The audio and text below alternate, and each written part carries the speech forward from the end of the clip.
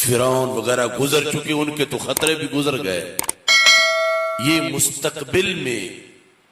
آنے والے ایک شخص کے خطرے کے بارے میں رسول پاک صلی اللہ علیہ وسلم نے اظہار کیا اور اس کی پھر علامتیں بیان کی۔ رجل قرأ القرآن، مجھے اس امت پر ایک ایسے شخص کا خطرہ ہے جو اپنی دعوت، اپنی تبلیغ،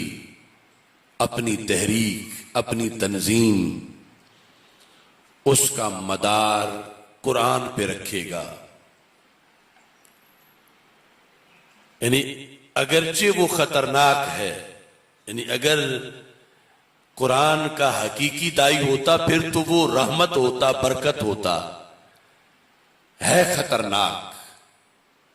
مگر اس کا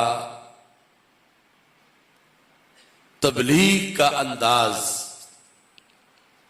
دین کی طرف دعوت کا انداز، لوگوں کے سامنے سارے کا سارا اس کا تعلق قرآن کے ساتھ ہوگا۔ یعنی یہاں آپ نے واضح فرما دیا کہ اس حدیث میں جس خطرے کا ذکر آ رہا ہے اس کا تعلق ڈائریکٹ یہود سے نہیں کہ وہ کوئی اعلانیہ یہودی بندہ ہو یا نصرانی ہو، کرسچن ہو، یا وہ ہندو ہو، وہ سکھ ہو، اس کی دعوت کا تعلق قرآن سے ہوگا، یعنی وہ دعوے دار مسلمانی کا ہوگا۔ وَكَانَ رِدَاؤُهُ الْإِسْلَامِ،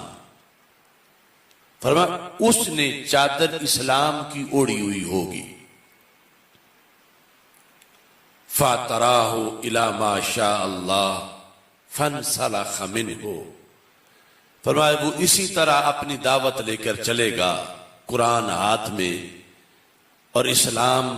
کا لبادہ اوڑھ کر، پھر جا کر وہ اپنا یہ لبادہ اتار دے گا۔ وَنَبَذَهُ وَرَاءَ ظَهْرِهِ، وہ قرآن جو اس نے پہلے ہاتھ میں پکڑا ہوا ہوگا پھر وہ اپنی پشت کے پیچھے اسے پھینک دے گا، معاذ اللہ۔ وَسَعَى عَلَى جَارِهِ بِالسَّيْفِ، اور وہ قریبی مسلمانوں کے خلاف جہاد کا اعلان کر دے گا، جہاد بالسیف، اور اس کی وجہ بھی وہ بیان کرے گا، وَرَمَاهُ بِالشِّرْكِ، اور قریبی مسلمانوں کا قتل واجب قرار دے گا،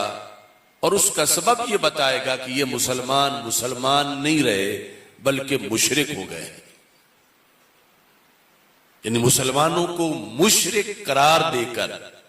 وہ مسلمانوں پہ حملہ آور ہو جائے گا۔ یعنی پہلے اسلام کا لبادہ اوڑھے گا، قرآن سے دعوت دے گا، پھر قرآنی احکام کی خلاف ورزی کرے گا، مسلمانوں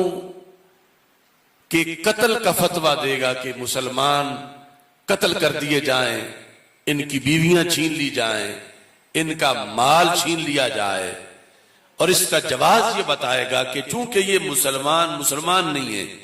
رماہ بالشرک، شرک کا فتویٰ لگا کر مسلمانوں کے خون کے بہانے کو جائز قرار دے گا۔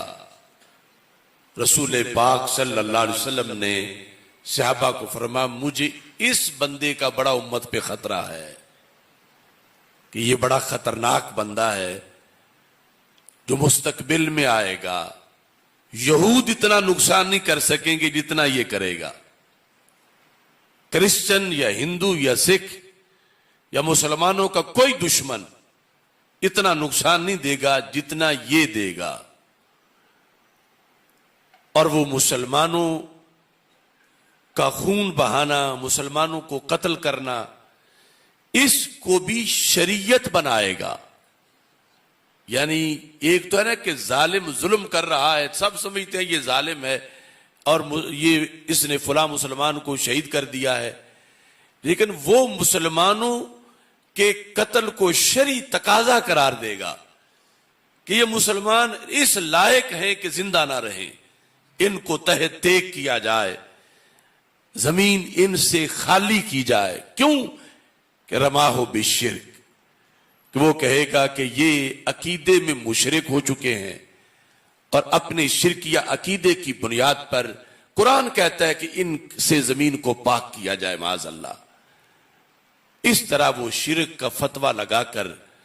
مسلمانوں کا خون بہائے گا، امت کی کمر توڑ دے گا، کہ جب مسلمانوں کی زندگی اس سے محفوظ نہیں رہے گی۔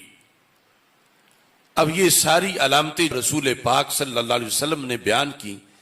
حضرت حذیفہ بن یمان رضی اللہ تعالیٰ عنہ اور دیگر صحابہ سن رہے تھے، تو بالآخر حضرت حذیفہ بن یمان رضی اللہ تعالیٰ عنہ نے رسول پاک صلی اللہ علیہ وسلم سے یہ سوال کیا، ایہما اولا بالشرک الرامی بل المرمی، کہ یا رسول اللہ صلی اللہ علیہ وسلم، آپ نے امت کے بڑے ہی ایک خطرناک موڑ کا ذکر کیا ہے کہ جہاں امت پر امت کے اندر سے ہی حملہ ہوگا، اور حملہ بڑا سخت ہوگا، اور حملہ قرآن کے حکم کو غلط تعبیر کے ساتھ سامنے لا کر مسلمانوں پہ کیا جائے گا، اور یہ جواز بتایا جائے گا کہ مسلمان عقیدے میں خراب ہو گئے ہیں، کہ مشرک ہو گئے ہیں، اور اس وقت مسلمانوں کی کمر ٹوٹ جائے گی۔ سرکار آپ یہ تو فیصلہ ہمیں بتا دو تاکہ آگے چلتے چلتے اس زمانے تک یہ بات پہنچے کہ جب وہ خطرناک بندہ شرک کا فتویٰ لگا کر مسلمانوں کے قتل کو جائز قرار دے گا، اور مسلمانوں کا قتل عام ہو رہا ہوگا انہیں مشرک قرار دے کر، تو کیا مسلمان اس وقت کے جو ہیں وہ واقعی مشرک ہو چکے ہوں گے، یا وہ شخص انہیں غلط فتوے کے ذریعے سے تہمت لگا رہا ہوگا، شرک کا الزام دے کر، شرک کا تہمت لگا کر انہیں وہ ظلمن قتل کر رہا ہوگا؟ اس کا آپ فیصلہ ہمیں سنا دیں۔ جب آپ کو اس وقت کی حالات آج نظر آ رہے ہیں، تو اس وقت دو ٹولے ہوں گے، ایک اس شخص کی فوج ہوگی، اس کے حمایتی ہوں گے، اور دوسری طرف وہ مسلمان ہوں گے کہ جن پر شرک کا فتویٰ لگا ہوا ہوگا اور ان پہ ظلم کیا جا رہا ہوگا۔ تو دنیا یہ جاننا چاہے گی کہ جن پر شرک کا الزام لگا ہے کیا وہ واقعی مشرک ہیں؟ تو پھر ٹھیک ہے، مرتے کھپتے رہیں، اور اگر وہ واقعی مشرک نہیں، وہ سچے ہیں، تو پھر انہیں اس بات سے بڑا حوصلہ مل جائے گا کہ اگرچہ ہماری جان تو سلامت نہیں، لیکن ایمان تو سلامت ہے، کہ اللہ کے رسول صلی اللہ علیہ وسلم نے ہماری حمایت کی ہے، اور اس فتویٰ لگانے والے کو مجرم قرار دیا ہے۔ یا رسول اللہ صلی اللہ علیہ وسلم، آپ اس بارے میں آج فیصلہ فرما دیں۔ آج سے 14 صدیاں پہلے جب امت کی اس خطرناک انسان کے لحاظ سے یہ گفتگو چل رہی تھی مسجد نبوی شریف میں، حضرت حذیفہ بن یمان رضی اللہ تعالیٰ عنہ نے سوال کیا، لفظ یہ تھے، ایہما اولا بالشرک الرامی اول مرمی۔ رامی ہے شرک کا فتویٰ لگانے والا،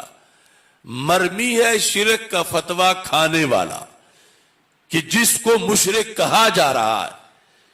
تو ان میں سے حقیقت میں خراب کون ہوگا؟ تو ہمارے آقا صلی اللہ علیہ وسلم نے 3 بار فرمایا، بل الرامی، بل الرامی، بل الرامی، کہ اس وقت کا مسلمان مشرک نہیں ہوگا، وہ جو فتویٰ لگانے والا ہے وہ مجرم ہوگا۔ یہ حدیث شریف تفسیر ابن کثیر میں موجود ہے، اور اس کے علاوہ 8-9 اس کے ماخذ ہیں، اور امام یحییٰ بن معین اور امام احمد بن حنبل جیسے ائمہ نے اس کی توثیق کی ہے۔ اب آپ تاریخ دیکھیں اسلام کی،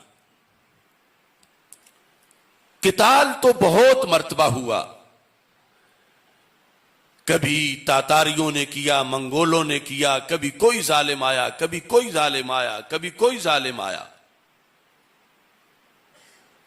امت میں قتال شرک کا فتویٰ لگا کے کس نے کیا؟ مسلمانوں کا۔ وہ صرف ابن عبد الوہاب نجدی نے کیا، اس کے علاوہ یوں عسکریت، دہشت گردی، بربریت اور قتل عام، جس کو غیر جانبدار جو رائٹر ہیں انہوں نے بھی 3 لاکھ کی تعداد مسلمانوں کی لکھی، جو مکہ مکرمہ کے تھے، جو مدینہ منورہ کے تھے، جو طائف کے تھے اور حجاز مقدس کے مختلف شہروں کے تھے۔ ان سب کا قتل عام ابن عبد الوہاب اور پھر ابن سعود اور وہابی تحریک کی جو جنگیں تھیں، برطانیہ کے ٹینک تھے اور مسلمانوں کے سینے تھے، اور اس طرح کر کے یعنی خون بہایا گیا، اور انگریزوں نے یہ اپنے پروردہ جو ہیں وہ حجاز مقدس پر اپنے مقاصد کے لیے مسلط کیے۔ اور رسول پاک صلی اللہ علیہ وسلم کی وہ بخاری کی حدیث ویل للعرب من شر قد اقترب، وہ شر پھر جس نے یہود سے معاہدے کیے، وہ جس نے پھر نصارہ سے معاہدے کیے، کہ سرکار تو فرما گئے تھے اخرج الیہود والنصارى من جزیرۃ العرب، کہ جزیرہ عرب سے یہود کو بھی نکال دو، نصارہ کو بھی نکال دو۔ لیکن جنہوں نے یہود کو بھی اڈے دیے، نصارہ کو بھی اڈے دیے، اسرائیل کو تسلیم کیا، یہود سے دوستیاں کی، وہ یہ شرب ہے، یہ شرب ہے،